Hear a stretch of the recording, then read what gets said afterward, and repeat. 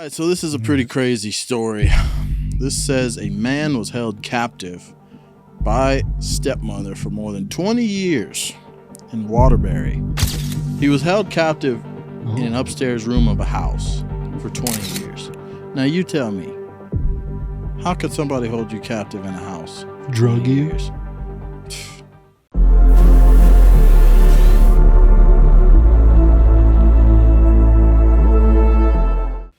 I don't know how it's possible. A lot of people are saying, oh, he could have broken out of a window.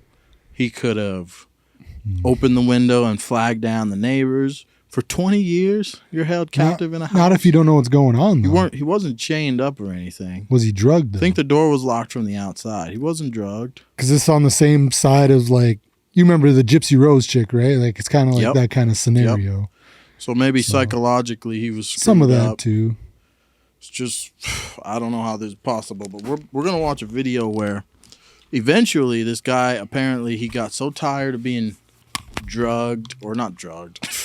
held captive, that eventually he lit his own house on fire that he was in, right?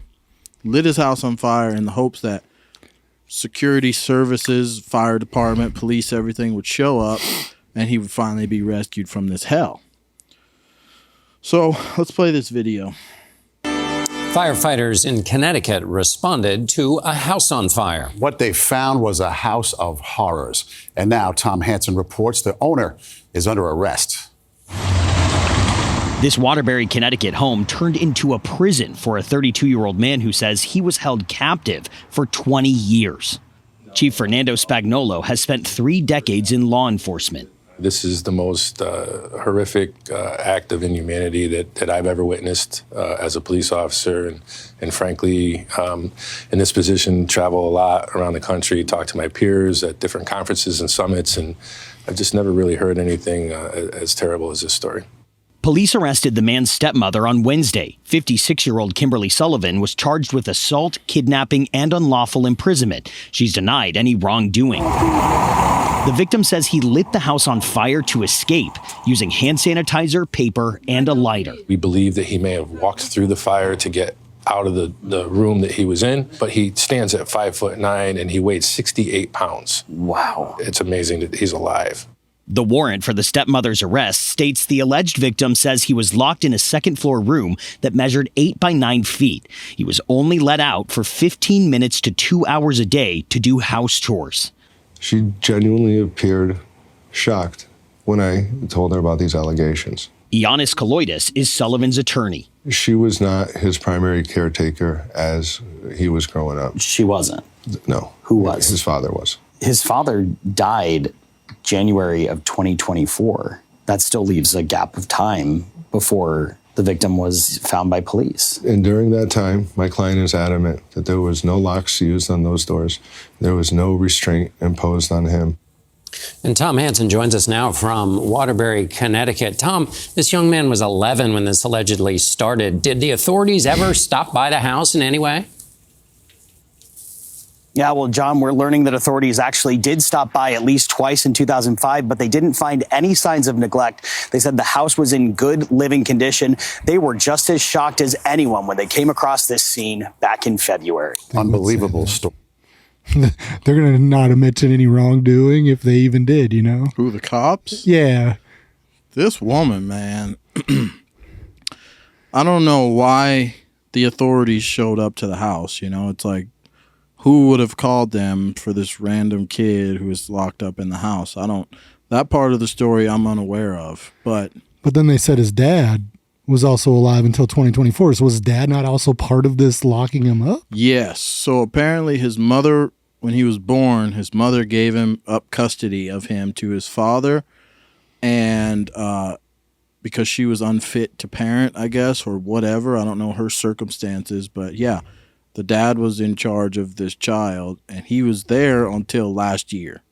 So apparently, but now they're trying to put and his dad died. So now they're trying to put all of this on the stepmother, who was there at the time when this kid burned the house down. She's going to jail for this, is what it's looking like. But you know, he's 20. This kid is 20 years old, right? Is that what it said? I don't know how old he was, but however old he was, he's like The dad had control of him for all those years. Yeah. So didn't the dad lock him up then? That's what I'm thinking. There's a lot of like people are all kinds of conspiracy stuff's coming out about this story right now. But it's crazy because it said in this article I read he weighed 68 pounds. He's 5 foot whatever, 5'9". I don't mean to laugh. It's not funny, but like they said there was no restraints used, right?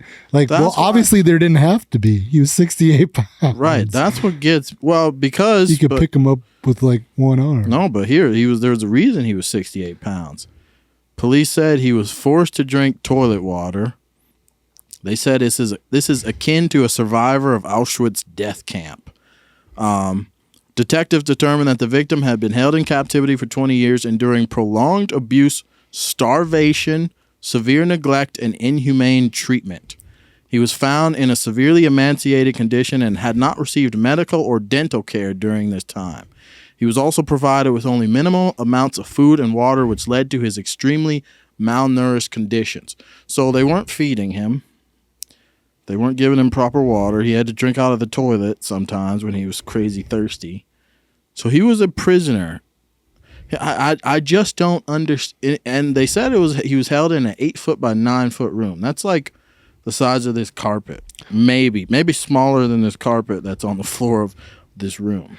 Well, they said this, so they would have made him like 30 something because they said it was for 20 years and it started at the age of 11. So he'd have been like 31. Right. Isn't that crazy? But I wonder what made him wait 20 years to like burn the house down. That's what I don't get about this entire story. She's like, one day he finally had it. He could take 20 years of abuse and he's like, I'm done. Maybe it was because he was so weak, or like we were saying earlier, psychological abuse just forced him to never try. But 20 years, man, imagine staying in a room for 20 years. Imagine that. How was he doing chores at that weight? Well, they would let him out of the room, right?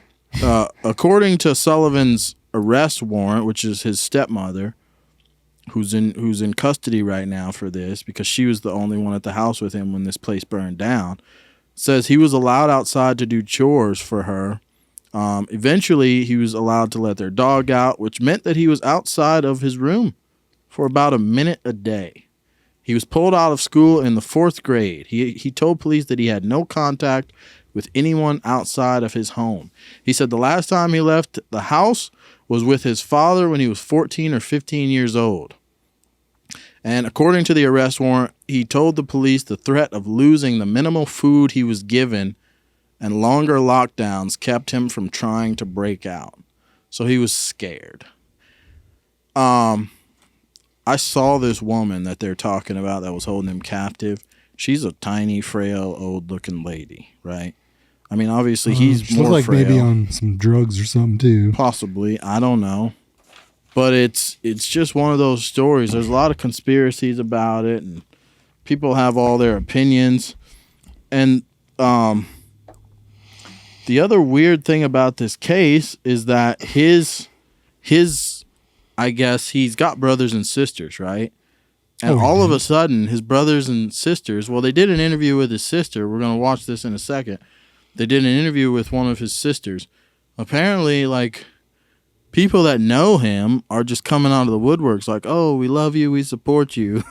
It's like, and they're doing interviews with these people, but it's like, where the hell were you all these years? And they're saying, oh, we were looking for him, on Facebook and stuff. But it's like, okay, so this random kid. No neighbors saw him? I guess not. So it's like his brothers and sisters are now all of a sudden coming out and doing TV interviews and stuff. And like, hey, we were looking for you all these years. But it's like, how did you know that this kid was your brother? Like, if you see a random kid on the news and he's like, he was held captive, how do you just say, oh, that's my brother, my long-lost brother? You must have known something about him, right? Yeah, right? So why didn't you try to help him out of the situation he was in? Let's watch this video with the interview they did with his, I guess, sister. Yeah, guys, I mean, imagine laying eyes on your brother when you were a child, only for that to be the final time you see him again. That's the reality that Heather Tessman says she's been faced with her entire life. Just once is how many times Tessman saw her brother. She was just a child herself during that first and last time. I saw him when he was a baby. I was in foster care, and our mom brought him to see me, and that was the only time I've ever seen him. Due to personal reasons, the man's biological mother gave his father custody when he was a kid. He just completely shut me out. He shut everybody out. Some of his family, though, still got to see him. As for him growing up, I missed that all. She never got to be a mother. Since like November. And Tessman never got to be a sister. I've always just wanted him to be a part of my life, you know. Figured someday I'd find him and like, hey, let's go have a beer. Let's, you know, catch up. How's it going? As Tessman got older, she'd search everywhere for signs. Social media, every search engine you can think of, court records, ancestry websites. Every lead turned out to be a dead end. I couldn't find anything. I could see that he was born. That was it. That is until her mom called and told Tessman that her brother had been found. My sister had called me and said we found. I just saw it on the news. I didn't put two and two together. Saturday, our mom texted me, get a hold of me ASAP. Okay, what's up? That was your brother. No, it wasn't. The family is still in shock at how something like this could have gone on for so long. Okay, so where's this kid? Why don't they have a picture of him? Yeah, they're trying to protect his identity right now, I think. I can relate to this lady, though. Like, I can tell you how. Right. My dad had other kids, and I didn't meet before I met my older half-brother, yeah, I had only seen like a picture of him holding me when I was a baby. And the first time I met him, I was actually living here when I was still married. I was probably, in my 30s when I finally like met him, like actually can recall knowing him. Yeah.